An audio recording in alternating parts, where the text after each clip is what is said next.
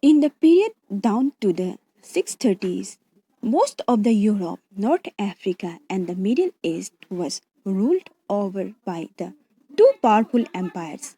These two powerful empires were of Rome and Iran.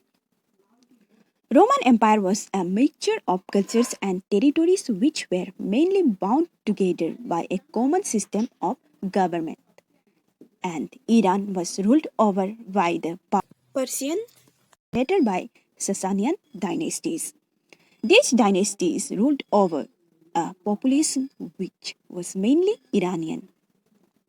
The empires of these two superpowers lay next to each other, separated by a narrow strip of land that ran along the river Euphrates.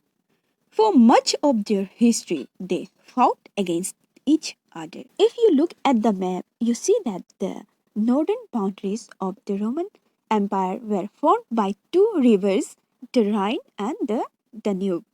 Okay, so in the southern direction, its boundaries were formed by the huge expanse of desert Sahara.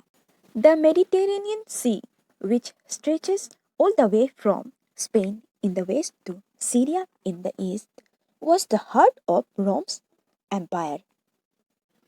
Because the Mediterranean and all the regions around that sea in north as well as in south was dominated by the Roman Empire.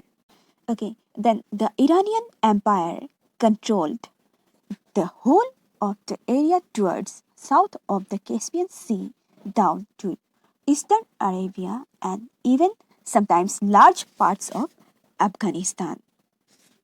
So the Chinese term Ta Chin is used to relate this for Rome and Iran, who had divided the world, means most of the world amongst them. The political evolution of the Roman Empire resembles an interesting novel, which no reader wants to live in between. It is divided into two parts, early empire and late antiquity. The 3rd century AD is regarded as a sort of historic watershed. The whole period down to the main part of the 3rd century is called the early empire, and the period after that, late empire.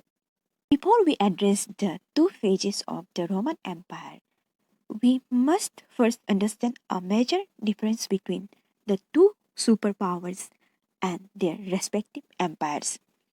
Rome dominated the Mediterranean and all regions around the sea in both directions, north as well as south, whereas Iran controlled the whole area south of the Caspian Sea down to eastern Arabia and sometimes large parts of Afghanistan as well.